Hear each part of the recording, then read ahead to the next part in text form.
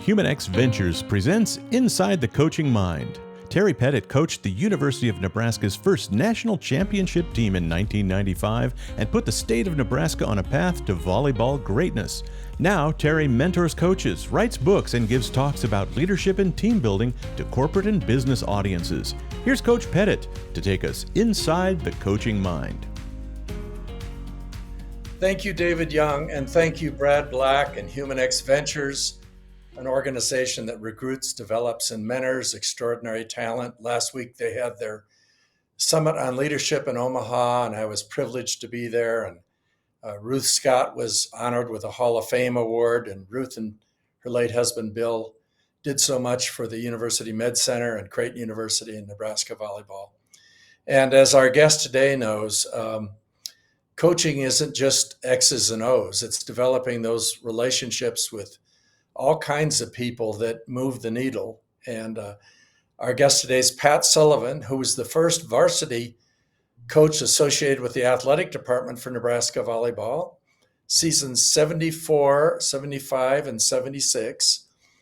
And Pat, the 74 season disappeared for a while, but explain that and why was that? Okay, well, the first thing is I think we should know that that time period, I was at Nebraska from 73 to 78. And so in 1973, Title IX had just passed the year before that. Nebraska took a very active role in trying to step things up, move things forward. That was a difficult time all across the country. And as a result of that, in very short order, in the late summer of 1974, which would have been right when I was starting to coach in volleyball, the players, I was told that practically before I started coaching, that a very small number of the players would be given scholarships, athletic scholarships, starting in that fall. And they were all chosen from the group of people who would already be playing. So it's not like they were being recruited from somewhere. Pat, yeah. Who chose them? How did that process happen? I chose them. I just said these are the people I would like to have scholarships. Okay. I thought maybe somebody else did that and just handed them to you. No, I got to choose them after they went through, by the way, tryouts, because we had massive tryouts at particularly the beginning of 74 and the beginning of 75 seasons. But that 74 season was, it's my first. I'm giving scholarships to people I've observed for weeks, knowing nothing else really about them. I will say that I made great choices. Those first people were really, really good. And but so they got scholarships that were given from the athletic department. And in that fall, some portion of my salary came from the athletic department. But it was a year of transition. It really wasn't until 1975 when Aline Swafford was hired in that spring summer of 1975 that things were really transformed in women's athletics all around. At Nebraska, but for volleyball in particular, 74, that season is because I was working in athletics. I was reporting to Bob Devaney. There were women on scholarship. We assumed that would be a good starting point to acknowledge them as a varsity athletic team. One of my questions has always sort of been, why would you not? You're giving them scholarships. Why would you not be counting them as a varsity team? So anyway, that's kind of what happened in 74. And I don't know why. There's been a lot of activity around this for the last couple of years. So. Well, when the athletic department decided they were going to move on women's sports, did they consult with people in HPER about that, or? Another interesting question. Madge Phillips was the chair of HPER when I first arrived there through 1970, 73, 4, 74, 5, and I believe 75, 6. And after that, I lost track of her because I was really in athletics. Um, but she was a very strong national proponent of Title IX, of giving women every opportunity they could possibly get. Again, she was very strong nationally, and she was a fighter. She was a pusher, and so my sense is that as soon as we could move sport teams into athletics, she would make that happen. And that's the way I experienced it. I don't have any of that in writing. It's just conversations with Madge and her telling me this is how this is going to go. Now you're working for Bob Devaney. You're not working for me anymore. In athletics, I was still teaching at the time too. So at least some of my salary was coming from physical education. Right. So yeah. And until today, I had never heard the name Madge Phillips. So that tells you history just vaporizes. We don't It know. does. It does that for a lot of things. But she was extraordinary. And I got in a lot of trouble with her, as I did, I would say, for most of the time I was coaching. And it was and that was when I say trouble, I mean, I think, Yeah, in order to move things forward, you have to try to irritating. move things forward. And there's a lot of irritation, probably on both sides. Well, in John's book I read today that volleyball began as an extramural sport. In Hmm. other words, a group of people that would play other schools in 1967. Yeah. But you and I talked earlier, we have an idea that Margaret Penny coached the team Mhm. in 71, 72, 73, but neither of us know who coached the team or whether they coached themselves for those several years. Do you know, I only know, I look at pictures or I talk to people, the oldest people I know who were, so my first seniors, Vicky Ostenkopf, and, the people who played for Marg. And those are the only those are the only connections I have to anything that would have happened during that time. And they didn't talk about it a lot at the time. I think they were probably, I don't know, just trying to deal with whatever was current, which was, working with me at that point. So we really didn't talk about it. I knew Marg as a faculty member in physical education. She and I never talked about volleyball. Our offices were probably down the hall from each other. We never talked about that. And of And course, your best player didn't know there was a team right, until she heard balls banging that's on right. the gymnasium floor. We're Yeah, talking and about Janice, she has a good memory. Janice has a good memory. You know how this goes. They all have memories of things that I have no idea happened, or I just don't remember them. I'm not really sure. But Janice has a pretty good memory. When we talk about particular events, we may remember them slightly differently, but that's probably a good thing. And but yes, she had no idea that there was a team. And And Janice Kruger, for those of you who don't know, she was an exceptional player for Pat, a middle blocker. And uh, if there's one player that I wished had been able to play another year, it would have been Janice Kruger, because there were these one or two old Super 8 tapes that I could put in, and this one player was dominating at the net. She later went on and was a very successful coach at Nebraska Omaha, then went on, was a Hall of Fame coach at the University of Maryland. She has a podcast called Leave It Better, and I would say if you cannot enjoy Janice Kruger, you're not human. That, she is one of the kindest, most generous, funniest people I know. And yeah, if you get a chance, listen to her podcast. But she was a wonderful player for you, wasn't she, Pat? she was, and I will tell you that I'm going to feel free to just tell two Janice Kruger stories right now. One was that in her senior year, this is how things went then. In her senior year, I needed her to set. She set in her senior year. We were undoubted. We were running a 6-2, so it's not like I lost her, she was a setter, and I will. She was my very first time. I don't mean to say this anything negative about any other setter I ever worked with in my whole life. So if anybody's listening to this, please take that into consideration. But Janice was the first person who really she saw so much about what was going on the other side of the net, and I learned a lot from her. Just watching her do something that I was asking her to do that she hadn't done. She was amazing, and we had a really good year, and all that was good. The other point I want to make about Janice was Janice wore glasses, and she was essentially blind without these glasses. And we went to a tournament in Graceland, at Graceland College, and she got hit. I don't know. She got hit with a ball. I don't know whether it was in a warm up or whatever. But with her glasses, she's wearing glasses playing.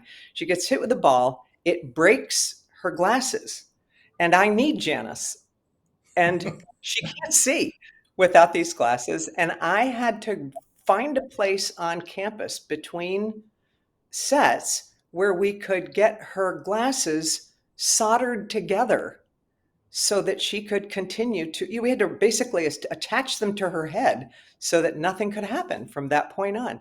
That's how we dealt with tragedies at that point in time. And it would have been me doing it because I didn't have an assistant.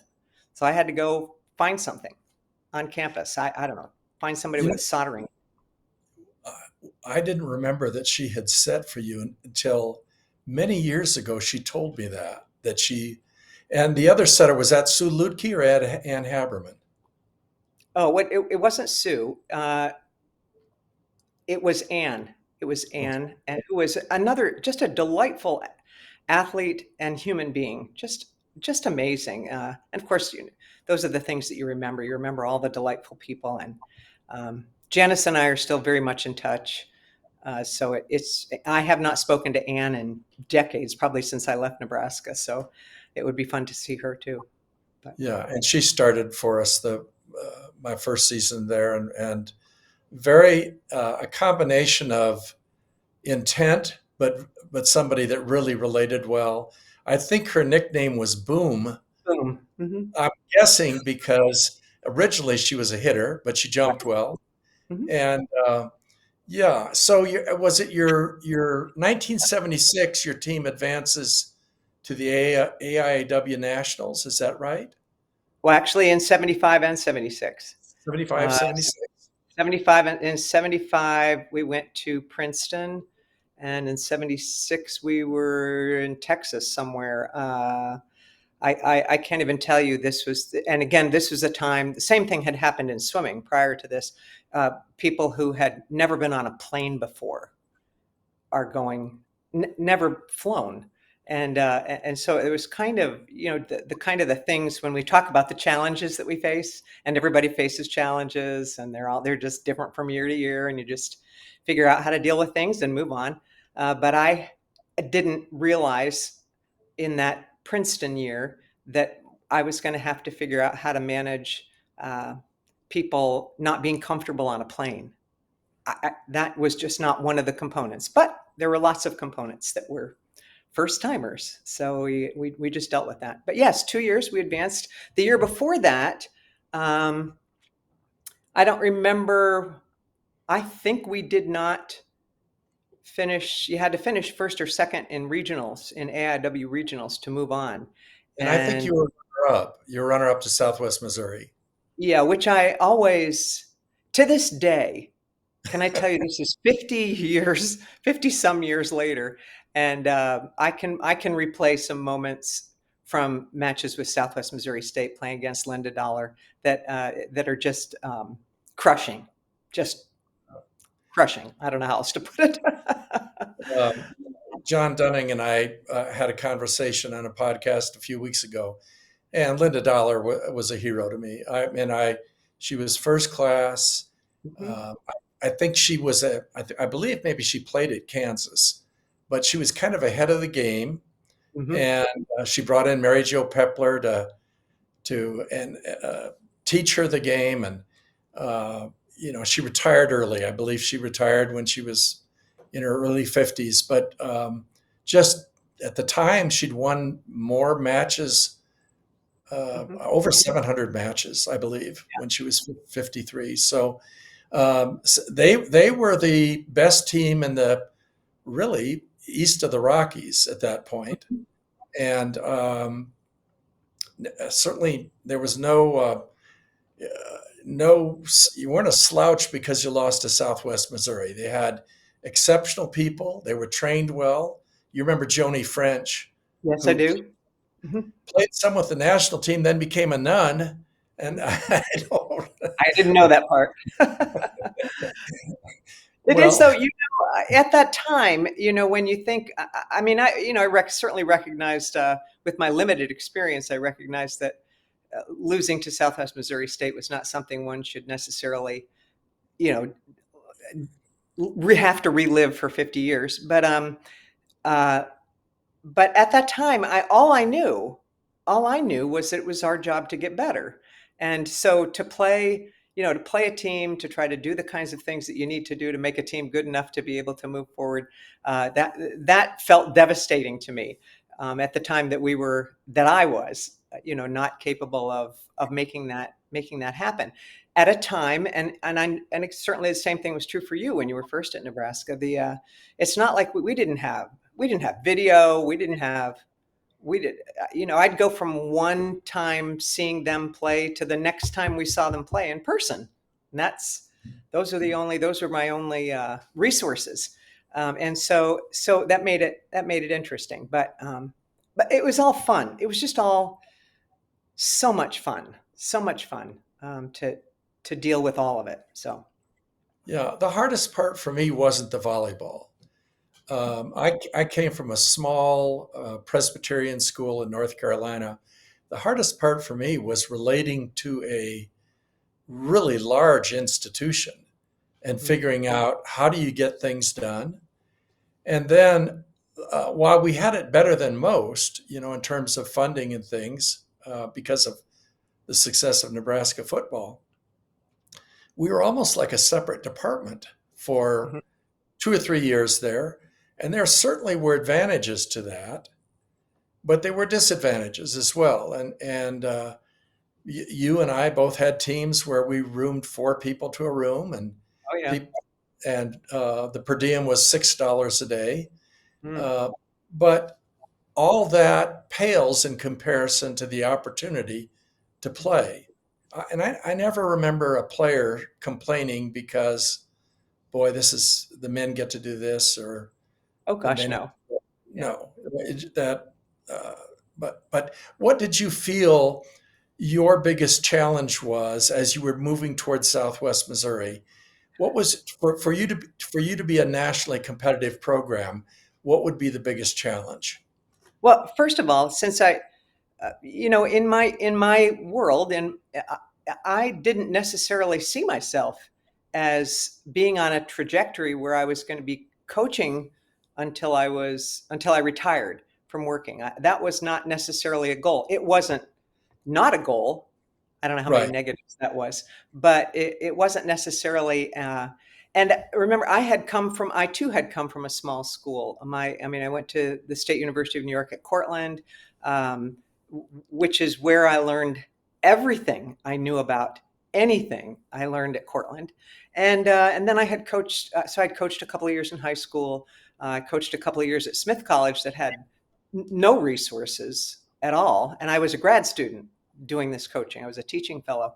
And so coming to Nebraska, I just felt like the world was wide open.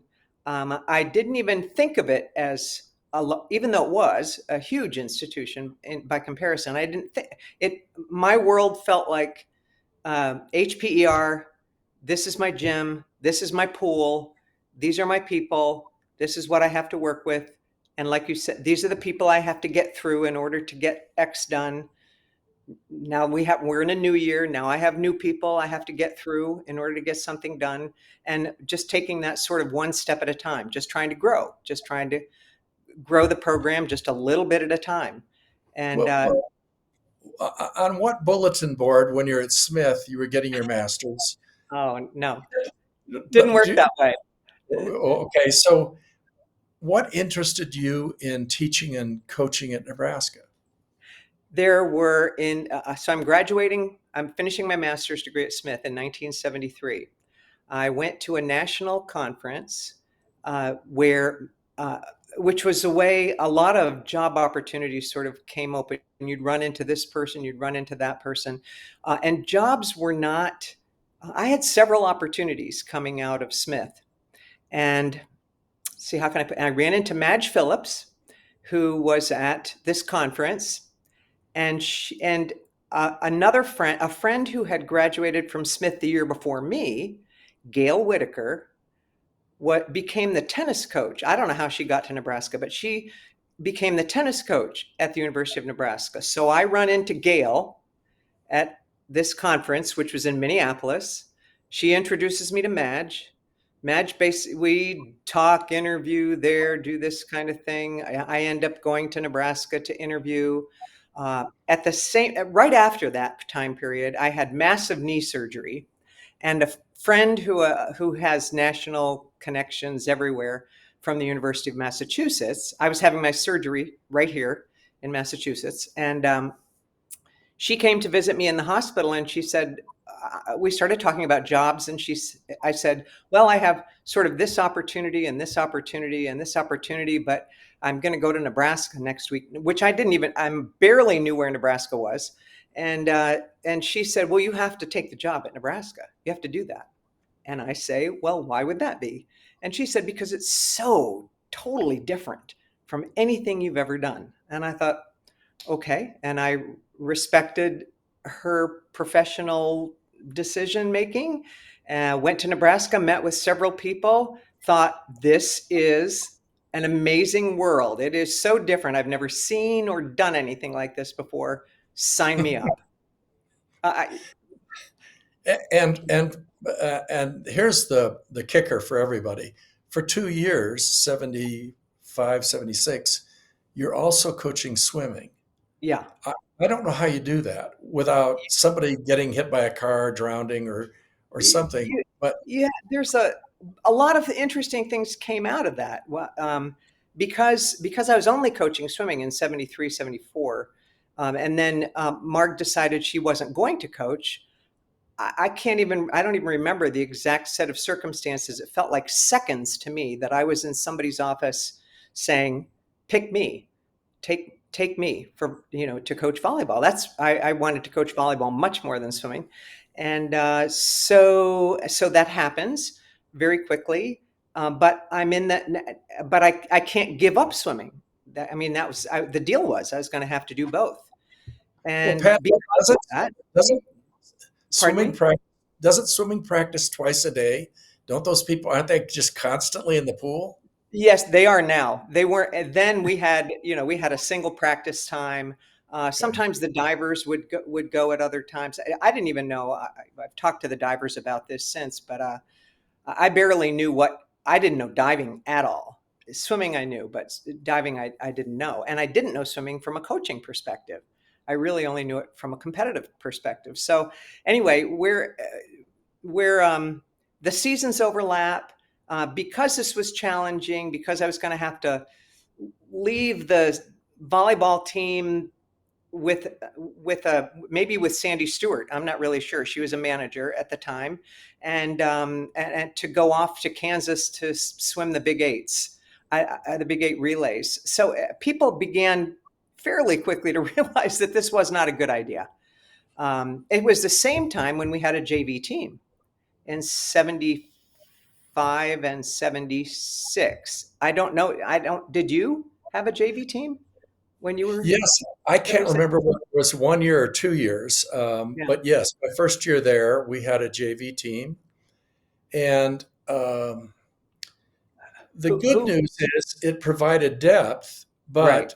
the bad news is the only player I can remember it developing who became a contributor to the varsity, and this is a key person, was Lori Melcher, because we had Sue Ludke and Ann Haberman and Priscilla Everett as setters. We didn't need a freshman on the varsity. So Lori got to set with that JV team. Then she was a starting setter the following year with Ann. and so it certainly helped her. But yeah. Having a JV team really provided some obviously developmental possibility anyway, but it also provided just more opportunity. That's sort of the way Sure, I saw it. If we could sure. make that happen, and there was one year when John Walton ran Lincoln Volleyball Club, and all I remember is that there was at some point John was taking the JV team. He took our JV team somewhere while I was taking the varsity team somewhere else. And I don't, for all I know, I was overlapping with swimming at the same time. Who knows? But John was not, he was not hired by the, I'm just trying, now when I think back on it, I think in what universe is it okay to send someone who is not employed by the institution to take a team someplace? How did they get there? I know they did very well. I remember that, we did well, but they were competing mostly in state while the varsity team was doing its, regular schedule. So it was an interesting time, but those kinds of things provided opportunity then to not make that happen anymore. To get Both of us were driving vans, and players were driving vans Oh yeah. to Southwest Missouri. Mm-hmm. We had to be careful because if a Nebraska fan saw one of those state vans speeding, we would hear about it and Uh-huh. particularly if they looked over and saw a young woman who looked like she was 18, although she And was she probably 21. was. Yeah, they had to be 21, I think, to be able to do that. We had Yeah. my favorite driving story was coming back. Here's another piece of all the volleyball stuff that happened, not just at Nebraska, but elsewhere, because I was doing the same thing at George Washington later on. We would go to these tournaments, and if you were any good, you'd play pool play, and then you have to come out and then have three more. If the better you were, the more you won. You could play 6 or 7 matches over 2 days. One day Right. that would happen. And I remember being at a tournament in Minneapolis, and because we had done as well as we did, and of course we didn't have any money to spend the night there at 10 o'clock at night. It's 10 o'clock at night, and I have to drive back to Lincoln, along with, Janice was probably driving a car, and maybe Sandy, maybe Deb Van Fleet, who was another manager who was outstanding. And we would drive back, and I remember being in the lead car and watching a car just slide off the road into a field that had 3 feet of snow in it, and thinking, okay, this isn't good. And so having to get that car back on the road and pulling into the parking lot at Mabel Lee Hall at 6 o'clock in the morning. It just was this, just some level of insanity. Later on at George Washington, those are the kinds of things that I could go into an athletic director and say, okay, here's the deal. Somebody's going to die. And then that's going to be on you. That's not going to be on me. So we have to figure out transportation here so that everyone is alive minimally at the end of the season. Let's set our expectations high. Well, how many conversations did you ever have with Coach Devaney? Oh, conversations. I'm going to go real conversations. Maybe 2. Maybe You got me. If you you got okay? 2, Yeah, I don't think. No, would have had to go through people to get to. I don't even know who I was going through. Aline Swafford was there starting in 1975, and she was my conduit at that point in time. Got us much more connected to the athletic department, to work with Boyd Epley, for example. We hadn't had a strength training program really, unless it was something I did. We didn't have anything that was formalized, and that began to be a lot stronger at that time. So, talking to, we weren't even, can I tell you one more story about you the, tell. so it's off season because at that time we didn't do a spring season.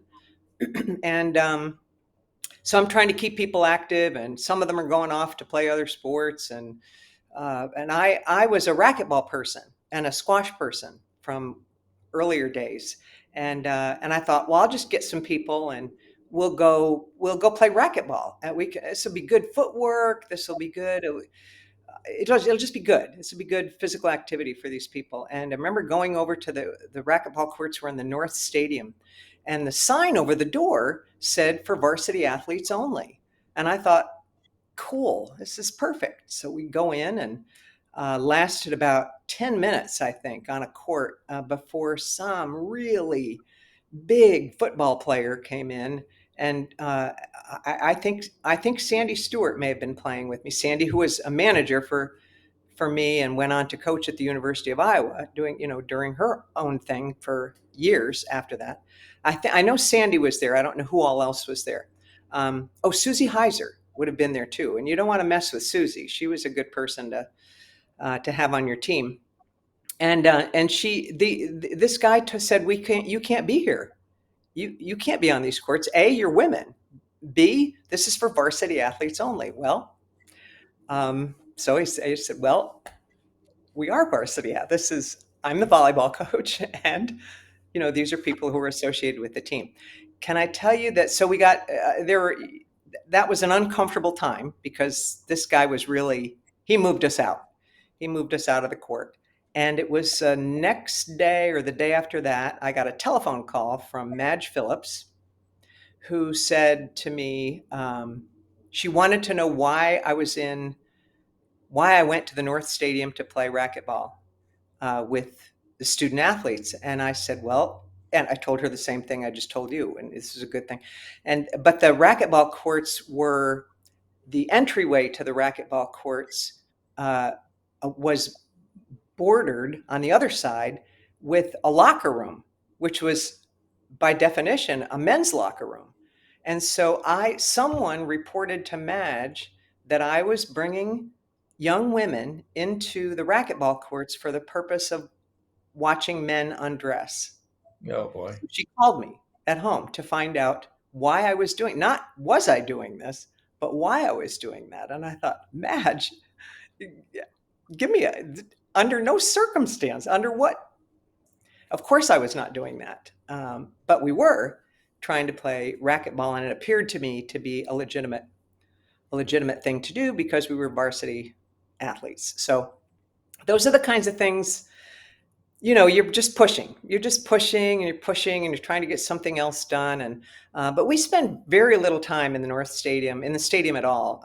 Strength training happened there. Evidently illegal racquetball for a while. But otherwise we didn't really spend much time there. And Pat, I found that Boyd and his crew were very open to us. I think because the women responded so well, were so disciplined at it, and worked so hard at it that he was really pleased with it. So that was an area that I thought really responded to women's sports exceptionally well.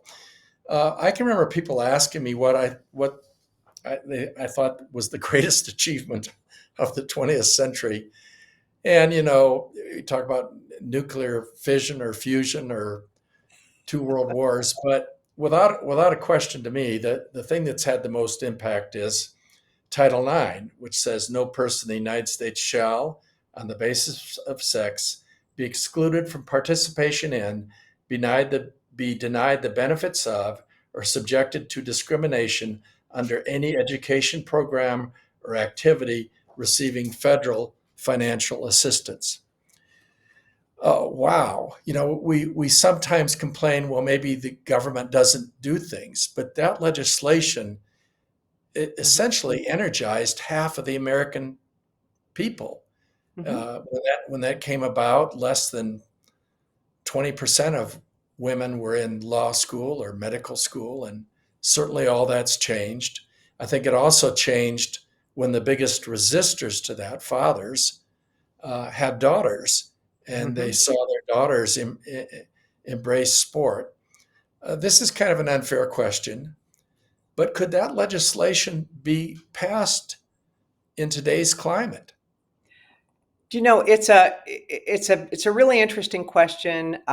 It's been there and fought over for long enough now that if it was, it's a little hard to imagine that it wouldn't be there. On the other hand, 50 years ago, 60 years ago, I can remember 60 years ago thinking, never imagining that there would be a law that would say that. We just, we had to push without a law. And, but once that happened, and in today's world, I think the reason it's as difficult as it is to imagine is because so much change happened as a result of that. It would be like setting people back. Did you read Lessons in Chemistry? If you haven't, it's a really good book about a female chemist who was Right. living in a male world and so on. All the kinds of things that have changed as a result of Title IX and maybe as a result of just living. I'm not really sure, but I don't know. I don't know. We have so many cultural things that are happening now that seem a little off to me, that we're not embracing this change, embracing other change that might be viewed as cultural. That maybe we would have had a much more difficult time now. I'm really not sure, and it is an unfair question. I just might want to point that out. but those are Those are the best questions to ask. the best ones to ask. A friend, I've got a couple of friends who were college university presidents who would say to me, I would have done that. I would have made things work for women in sport with or without Title IX. And I think to myself, I don't believe you. It's because it would have been so hard. So hard budgetarily, so hard. Not unless you had a couple of angels. Yes, exactly. Yeah. And amazing. But I don't remember feeling like we were fighting. I really don't remember fighting against men at Nebraska at all. I felt like it was such a fast moving. How much could you get done in a year? Just how much can you get done in a year? There was a lot going on. It was a decade of real transformation. So, and we were just on the early end of it. You practiced and played in Mabley Hall, which was a fairly new building at the time. Pat, I don't think it exists anymore. I think they knocked it down. I think I heard that. Yeah, I don't. You had 3 courts. Nobody would, if you closed the door, nobody was coming in and interfering. A great place to practice, not a great place to promote. Right.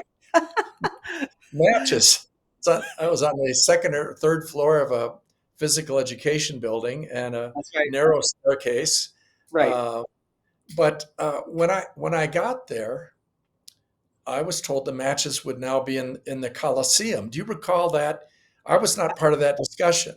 No, it was in the spring of the year before was when we started practicing in the Coliseum. Okay. And I knew that the matches were then going to be in the Coliseum in that following fall. I also remember, and maybe you do too, I don't remember what practicing in the Coliseum was like for you in your first year, but this was running out and finding as many turnbuckles as you can to try to get those nets it would take forever to get the nets set up to be able to. 5 nets had to be set up to set up one court. Yeah. And then you had to push off 15 guys who wanted to scrimmage or whatever. Right. But it's a beautiful building, and the bones of it are wonderful, and it eventually became a wonderful building. These are some of the women that played for both of us: Ann Haberman, Sue Lutke, Nancy Wilkinson, Susie Heiser, Nancy Grant, Lucy Axberg. When I looked at your rosters, you can tell that by your third year, and particularly the group that you left me with, the freshmen, you are much more actively involved in recruiting. You were going out. How did that evolve with you? How did that change?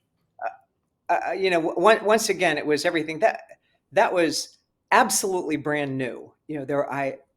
I didn't know anyone else who was doing this. I couldn't call anyone and say, so we weren't having those conversations with other coaches. It was really very running into you're going to a conference or a workshop or something volleyball related elsewhere in the country, and you meet junior coaches, and you're establishing relationships with junior coaches who you would then talk to, and they would send you somebody, and you would think, I don't know, like I thought anybody who came from California was going to be better than anybody who came from West Virginia. Well, of course that's not necessarily true, but volleyball was so regionalized Right. at that point in time. It took a long time before we really became a national sport, and so it was a lot of telephone calls, and we were still able to have tryouts. So, and if you were a high school or a junior or a club girl in Nebraska, you wanted to play at Nebraska. So it wasn't, all I had to do was open the gym and have the tryouts and look around and have other people work with me on that. So I wasn't making those decisions by myself. But that's really how that happened early on. Very few junior, club coaches from other places, not really so much high school coaches, because again, you advertise the tryout. Tryout happens. The kids come, and and they came. I remember one year, I don't remember exactly which year this was, but I remember 84 people in the gym having not really said much about that this was going to happen. Well, surely I was going to be able to find somebody out of 84 people. So it really wasn't until when I stopped coaching at Nebraska because I thought I wanted to be in administration. I was offered the possibility of doing that under Jay and Aline Swafford, and then I coached in the Mid America Club program in that spring. So this would have been the spring of '78, and thought to myself, "You're out of your mind. You really want to coach." So, but I didn't really want to be in a large institution. I wanted to go back to be in a smaller institution. I was shooting for what today would be a Division III program, where I could probably be involved in administration and coach as well. And so I opened that door. A couple doors opened, and I accepted a position as an assistant athletic director and a volleyball coach at George Washington University, which was a good fit. A really good fit for me, I think, at the time. But that's kind of how that worked. When I dream, I, I frequently dream I'm in a coaching situation. When you dream, are you presenting as a faculty member, or do you dream as a coach, as a competitor? Yeah.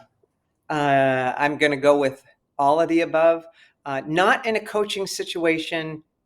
Not in a coaching situation in a game. It would always be always be in a practice situation. Always in a how can I make this? How can I turn this player into something else other than what she is right now? How can I get her to buy into something? How can I work with that individual? Which was really then what I carried over into, as a faculty member. I was working in sports psychology, in coaching education, and so very interested in having those conversations with other people too, and working with student athletes in that way, trying to help them understand the beyond an X's and O's. How are you going to make this? How do you make this stuff work in this? When you're talking to undergraduates or graduates who say, I want to be a coach, what do they not understand? I mean, they understand, they think they understand the part from 3 to 5 in the afternoon. Yeah. But what would you say is the part that is the most removed from their self-awareness about coaching? I can't even. Just about everything else, I would say. Just about just about everything else, just about how do you, from the smallest things. Terry and I are on the same team. We're playing the same position. It's my job to make him better. It's my job as a player to make my peers better. It's my job to bring this group with me. It's my job to understand what it's not what it's like when you're winning all the time. Those aren't the tough ones. The tough ones are what happens when you're not winning, and not just when you're not winning, but things aren't going well on the court. What does that mean? Because it's not just about whoever you are and who's hitting left side right now. Put the ball down so that we can get out of this situation. There's so much more that goes. The way you work with your passing partner. In today's world, I think the players coming into the college level are coming in, certainly at the Division I level, they're coming in with so much experience, sometimes at the international level, certainly, some at the national level, they played with great clubs and so on, but still taking that, what does moving something like that to a next level mean? Back that out even a little further. I would ask teams, what does it mean? What does it mean to work hard to you? What does that mean? Talk to me about working hard and listening to their explanations as players. And then from a coaching perspective, working with coaches saying, what does that mean to you? How do you know the person you're working with is working as hard as she can work across all areas? How do you know that? How are you determining that that's happening other than watching the results of whatever just happened in the last 2 minutes? So, I think those are the interesting questions. Well, and what you said earlier is when you said I went into the athletic administration and said, we can't keep doing this. We have to find somebody else Yeah. or a Yeah. different way to travel. No one tells somebody that at some point you're going to have Right. tough conversations Right. with people, or when you organized a fundraiser where the team rotated and walked from Omaha to Lincoln so you could get new jerseys. Yeah. Nobody tells you that you're going to have to do that. Right. What's the toughest conversation you ever had with a player? I was just gonna head in that direction. I can remember having a conversation with a player at George Washington, because let me separate those two things out. The conversations that we had, everyone was so interested in doing better, in playing hard, in working as hard as they possibly could, working harder than I even knew how to work them across all ways of working at Nebraska, that I didn't. We had very few conversations. We really did. We had very few individual conversations.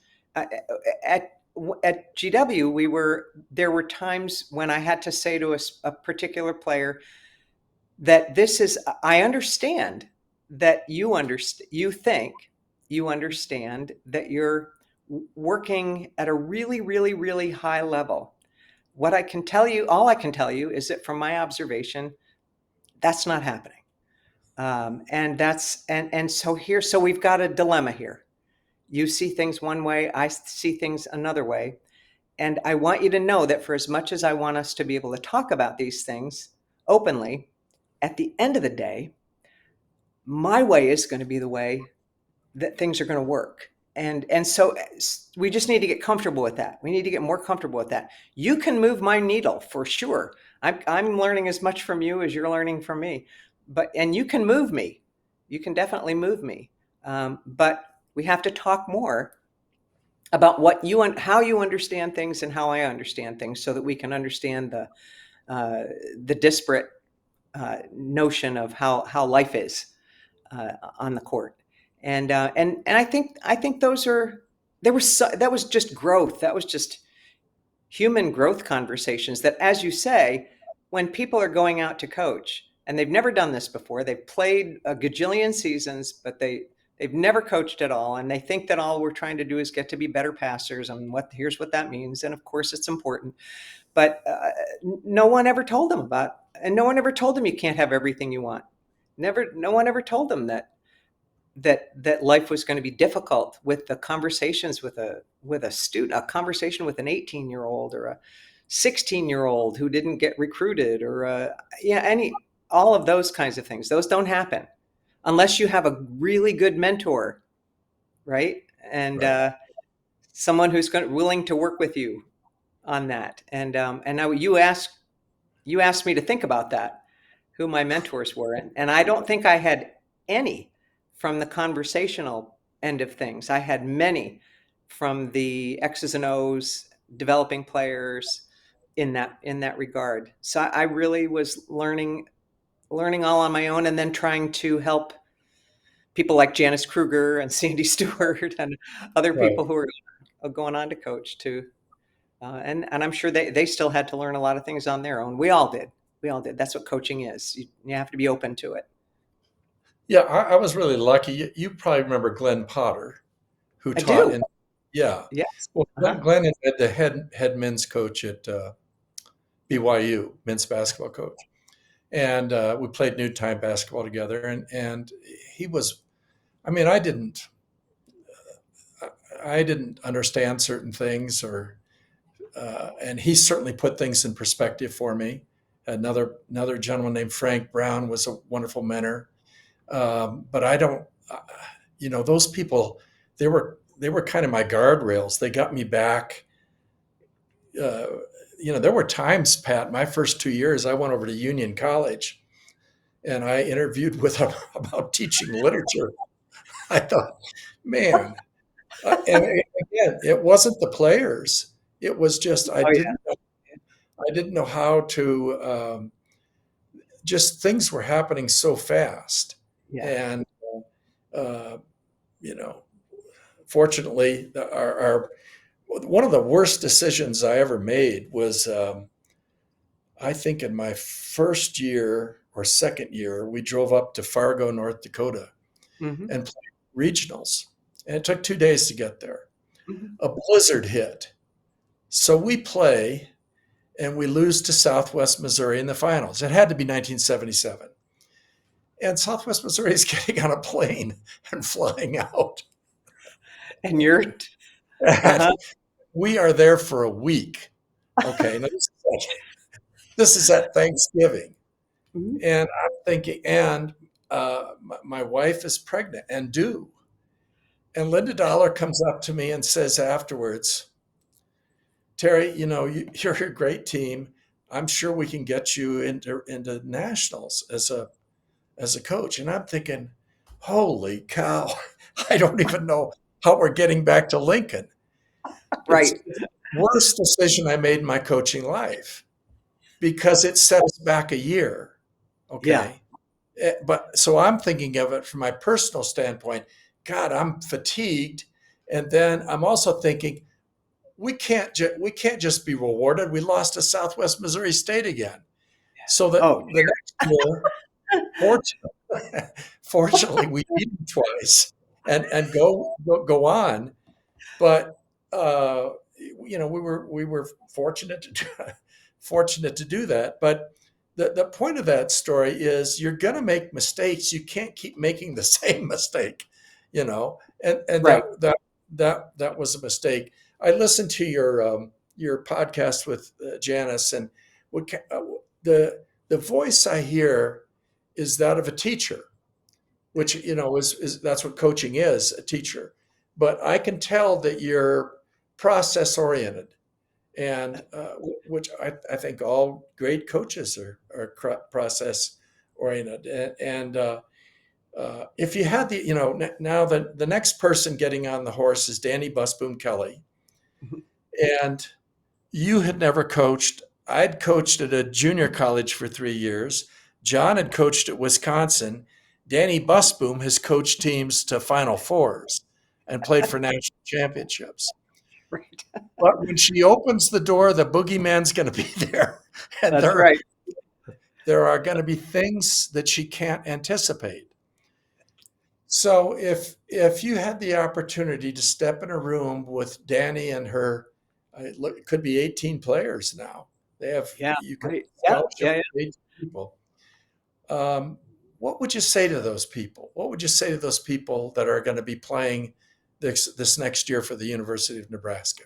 Yeah, I'll tell you, this is another nasty question, Terry, and I know you know that. The I mean, my number one thought is good luck, but but the advantage, certainly the advantage that they have, and I would present this as just as a reminder. They've had amazing experiences to this point. Danny's had amazing opportunities and experience to this push. They all have so much under their belts, Right. and knowing that you're not going to be able to control everything, you're not going to be able to control everything. So what's your response to that lack of control? What's that? What is that? And I would pay attention to that. I would pay a lot of attention to what I can't know, to what I can't control. How do I literally, physiologically, emotionally, uh, psychologically respond to shanking a ball on serve receive 6 times in a row? How will I respond? And I training that, I think, is something that I would be in. If it was from a coaching perspective, I'm not sure I would share this with the athletes. I'm not sure. Maybe I would, maybe I wouldn't. But I would be talking to everybody I knew I would be talking to every sports psychologist I knew to say, what have you done to bring this baseball team back from despair? What have you done to bring the person who has been so unsuccessful for so long over that hump? Because Nebraska's going to be successful. They're going to be successful. Of course they're going to be. They're going to be great. It's going to be a great year. And they will have challenges, just like you've said. What sport doesn't? That's what it's about. That's why you play the game. That's why we play it all the way to the end. And so what is it? What can you bring? And what can you personally bring? What can every athlete bring to the table at that point? Terry, I remember watching the only time I went back to Nebraska and actually saw a match was when George Washington was playing, I think, first round. Susie Homan was coaching, and she let me go as a faculty person or something. I don't remember exactly how that happened. Went back, and so I'm watching Nebraska play George Washington, and I'm watching. And GW had a very strong team that year. It was With the Russian girls. Yeah, Svetlana. Hit out of the left back in the back row. Yeah.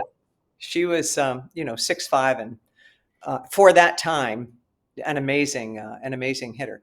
But watching GW fold pretty quickly when something wasn't going right, and I thought, oh my gosh, of course you're in the stands and and it's too late, really. Right. At that point, that had to have been trained long before then. But you can't train it until you're in it, kind of, until you know what that's going to feel like. But watching them not be able to look at each other. If I'm playing next to you and you're counting on me and I'm counting on you, I better be able to count on you 100% of the time, and 100% of the time in that worst possible case scenario. And what are we going to do? How are you and I going to talk to each other? And how am I going to talk to this person and this person? What do you need from me? How can we, as many situations as we can be in, that are extraordinarily tough. That's the only way I can think of, is to work through the toughest things we can possibly work through, because they're going to be there. Yeah, and that Coliseum presented was not an easy place to play in if you were on the road. You betcha. Well, Pat, it's been wonderful. I'm glad that we've been trying to work this out for a few months now, and we got it done. And I really appreciate having the opportunity to also read John's Mabry's book again about Nebraska volleyball. It's called Nebraska Volleyball: The Origin Story. A couple of ideas here. I'm going to lobby for a couple things. One, I think Pat Sullivan and Janice Kruger someday need to go on the Nebraska Hall of Fame, and I have several other players that I would lobby for as well. But I'm particularly concerned about Janice because there's no statistics. There's Right. no, and that's not anybody's fault. No, it is. Yeah, I mean, there are just literally thousands of things that have to go right for Nebraska volleyball to be where they're at today. And as we know from looking at other sports, it's fragile. All it takes is a couple recruiting classes don't go right, or the rules get changed or something, and it's not there. So that people need to get out and celebrate this opportunity, not for Nebraska volleyball, the opportunity for women to compete. I'm so thrilled that Danny is the next coach. I felt it was important to have a woman in that position, and not just a woman. Danny's as good as any coach in the country, Yeah. and you and I might have concerns. I've never felt it when I watch Danny in a match. It's like she kind of looks on bemused by things, but I never see her panic or Right. see her heartbeat change. So I also want to thank Brad Black again and Humanex Ventures because we don't get to talk to extraordinary people without their support. And we've got some good people coming up. Hope to have Danny Busboom on soon, John Cook.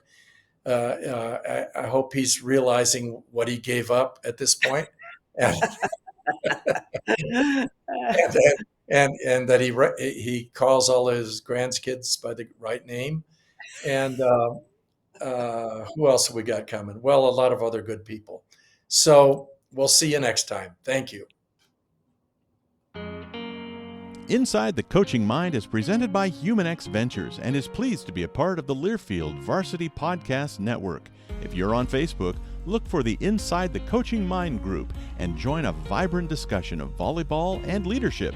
TerryPettit.com is where you'll find Terry's books, writings, and downloads, as well as subscription links for all your podcast apps.